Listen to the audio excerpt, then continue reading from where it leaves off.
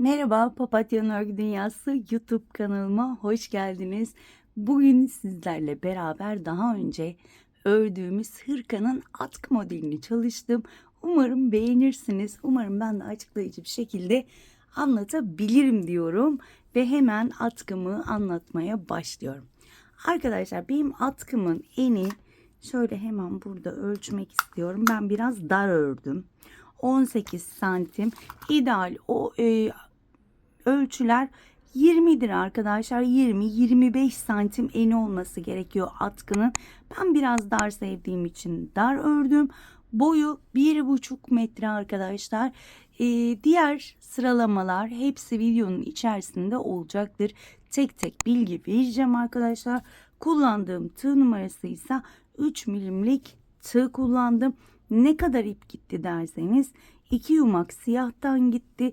Yarımşar yumak da diğerlerinden gitti arkadaşlar. Diğer iki renkten. İstediğiniz, dilediğiniz tüm iplerle rahatlıkla çalışabilirsiniz diyorum. Ve hemen bu güzelliğin yapımına geçmek istiyorum. Evet arkadaşlar, öncelikle zincirle başlayacağım. Hemen şöyle öncelikle atkımı alıp sizlere göstermek istiyorum. Buradan daha kolay anlatacağım çünkü. Arkadaşlar ben hemen eninin de şöyle ölçüsünü vermek istiyorum. Eni toplamda 17,5-18 santim ama ideal olanı 20 santimdir. Ben biraz eni dar olarak seviyorum. Ama sizler ideal yapmak isterseniz 20 santim olması gerekiyor. Arkadaşlar ben 16 zincir bir renkten, 16 zincir bir renkten ördüm. Şimdi burada çok 16 zincir çekmeyeceğim. 10 zincir çekeceğim. 1, 2, 3, 4, 5, 6, 7, 8, 9, 10. Ama atkıda 16 zincir yaptım. Ve hemen diğer renge geçtim. Daha önce hırkada yaptığımızın aynısı. Şöyle uzunca ipi arkada bıraktım. İpimi sıkılaştırdım. Hemen burada saymaya başlayacağım. 1, 2, 3, 4, 10 tane zincirimi çektim. Son zincirden tırnağımla tutuyorum. Bir zincir çekiyorum. Tırnağımla tuttuğum zincire battım, ilmek aldım. 2 ilmeği aynı anda kapattım. Daha sonra birinci değil ikinci ilmeğe şöyle beline dolayarak batıyorum, ilmek alıyorum. 2 ilmeği aynı anda kapatıyorum. Bu benim ilk trabzanım ve gördüğünüz gibi şöyle kenarların çok düzgün şekilde ilerlemenin püf noktası. Tığın başını doluyorum. Şöyle gene de iz bağırmaya başladı. Zincirlere tek tek batarak 3 ilmeği kapatıyorum. Tığın başını doladım. Zincire battım. 3 ilmeği aynı anda kapattım. Bu şekilde diğer renge gelene kadar tekli trabzanlarımı yapıyorum. Bu modeli sık iğne ile de yapabilirsiniz. İkili trabzanla da yapabilirsiniz. Bu tamamen size kalmış. Benim için hem böyle dolgun dolgun görünen, ipim çok ince olmadığı için, çok kalın olmadığı için de bu yöntemi buldum. Eğer ince iple ölçecekseniz ikili trabzan tercih etmeyin. Bu şekilde tek tek batıyorum ve bakın sonuncuya geldim. Sonuncuda şöyle şu ikisine birden batmak istiyorum. Evet, sonuncuda ipimi değiştiriyorum. Arkaya bıraktım. Hemen krem ipimle kapattım. İpimi şöyle sıkıştırıyorum. Artık iplerimi de şöyle arkada yürütüyorum. Ama ana ipimi bakın burada bıraktım. Bunu yürütmüyorum. Yine şöyle tek tek batarak sık iğnelerimi, daha doğrusu tekli trabzanlarımı yapıyorum. Bu şekilde sıra sonuna kadar devam edelim. İpimizi de arkada saklıyorum. Tekli trabzan yapacağız sıra sonuna kadar. Sıranın sonuna kadar geldim. Gördüğünüz gibi bitirdik. Burada toplamda iki renkte 32 tane trabzanım olması gerekiyor. Muhakkak arkadaşlar sayın. Ben renk renk saydım. İşte 16 bu, 16 bu şeklinde. Daha uzun uzun saymadan yapmış oluyorsunuz. Ama muhakkak 3-4 sıra sayın. En de gördüğünüz gibi ikisi de aynı şekilde ilerliyor. Kenarlar çok düzgün. Hemen burada hiç zincir çekmeden dönüyorum. Zincir yok arkadaşlar. Hemen dibine batıyorum. İlmek aldım. 2 ilmeği kapattım. Bakın birinci değil, ikinci ilmeğin belinden doladım, ilmek aldım. Bu 2 ilmeği de kapatıyorum. Daha sonra tek tek batarak tekli trabzanlar yapıyorum. Tek tek hemen ip renginde değiştirmeyi tekrar göstermek istiyorum. Evet. Şöyle tek tek batıyorum.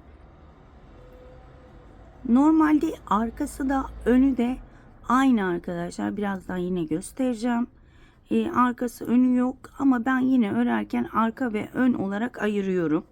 Burası bakın benim arka bölümüm. Bakın sonuncu trabzana battım. İlmek aldım. 3 ilmeği bakın bunu öne getiriyorum. Arkada öne getireceğim. Ön taraftaysa arkada kapatacağız. Bakın diğer iple kapattım. Bir de şurada ip kalıntısı, bakın ip uzuyor ya burada. Hemen tığın başını doluyorum. Bakın şununla birlikte batıyorum. Tekrar göstereceğim. Bakın burada bir ip uzantısı var. Hemen tığın başını doladım. O ipten tığımı geçiriyorum. İlk trabzana battım. İlmek aldım. Ve tekli trabzanımı yapmaya başlıyorum. Bu şekilde sıra sonuna kadar yine tekli trabzanlarımızı yapalım. Ama lütfen sayın. Sıranın sonuna gelmek üzereyim. Sonuncu trabzana battım. Tekli trabzanımı yaptım. Çevirdim. Hiç zincir çekmiyorum. Hemen dibine batıyorum. İlmek aldım. 2 ilmeği kapattım. Daha sonra birinci değil, ikinci ilmeği belinden doluyorum. İlmek alıyorum. Bu 2 ilmeği de kapattım. İlk trabzanımı yapmış oldum. Tek tek batarak tekli trabzanlarımı yapıyorum. Trabzan tepelerine batıyorum. 3 ilmeği aynı anda kapatıyorum. Bu şekilde diğer renge gelene kadar devam ediyorum. Eminim ki burası anlaşıldı. Bu şekilde gel git yaparak devam ediyoruz.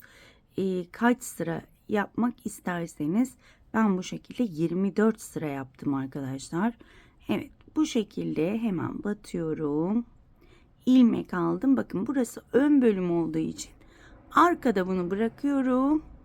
Diğer renkle kapatıyorum. Tığın başını doladım. Bakın burada yine bir ip uzadı. O ipten geçirdim. Pardon, şuraya batıyorum. Daha sonra şu arkadaki ipten geçiriyorum. İlmek çıkarıyorum. Tekrar göstereceğim. Tığın başını aldım. Hemen trabzanın tepesine battım. Şu ilmeği de içine alıyorum. Bunu niye yapıyorum? Arkası da düzgün görünsün diye. İlmek aldım. Sadece burada yapıyorum bunu. Daha sonra sıra sonuna kadar bu şekilde devam ediyorum. Dediğim gibi ben bu şekilde iki renkle 32 trabzan ve 24 sıra yaptım. Toplamda iki rengin toplamı 32 arkadaşlar. Tek renk 16 ördüm ama inanılmaz elimi gevşek tuttum. 3 numaralı tığ ile ördüm ve bu şekilde devam ettim. Şimdi çok videoyu uzatmaya gerek yok. Burayı öğrendik. Şimdi diğer renge geçmeyi göstereceğim. Sonuna geldik. Artık diğer renge geçeceğim. Bunu da burada uzunca kesiyorum. Hemen burayı bu renkle yapacağım. Şöyle bakın, aldım bu diğer rengi. İçinden geçirdim. Bir zincir çektim. Şöyle iplerimi sıkılaştırıyorum. Hemen dibine batarak aynı işlemleri yapıyorum. Daha sonra şunları arkadaşlar ben içten yürüterek sakladım. Hemen şu krem ipimi de burada kesiyorum. Şöyle kenara almak istiyorum. Şimdi turuncu ve siyahla devam edeceğim. O şekilde ördüm. O şekilde göstermek istiyorum. İsterseniz siz 3 renk değil 4 renk yapabilirsiniz. Bu şekilde renk ayrımına kadar geldim.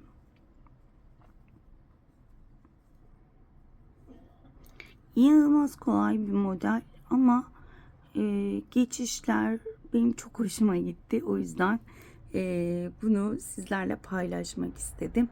Renk geçişine geldim. Hemen siyah rengim de bitti. Aslında bere de yapmak istiyordum. Bakın arkadayım. Şöyle şunu öne alıyorum. Çünkü arka taraftayım. Şunu da önden birleştireceğim. Bakın içinden geçirdim. Hatta buna bir düğüm bile atabilirsiniz ki eğer çözülmesinden korkarsanız. Şöyle düğümümüzü de attık. Daha sonra bunu bakın şu fazlalığı içten yürüteceğim. Evet. Bu şekilde yine tekli trabzanlarımı yapıyorum. Eminim ki anlaşıldı ama bir üst sıraya yine tekrar geçelim. Yeni öğrenen arkadaşlar buralarda şaşırabilir. O yüzden şöyle göstermek istiyorum. Tabii ki birazdan püskülleri de göstereceğim. Evet, bu şekilde sıra sonuna kadar devam edelim.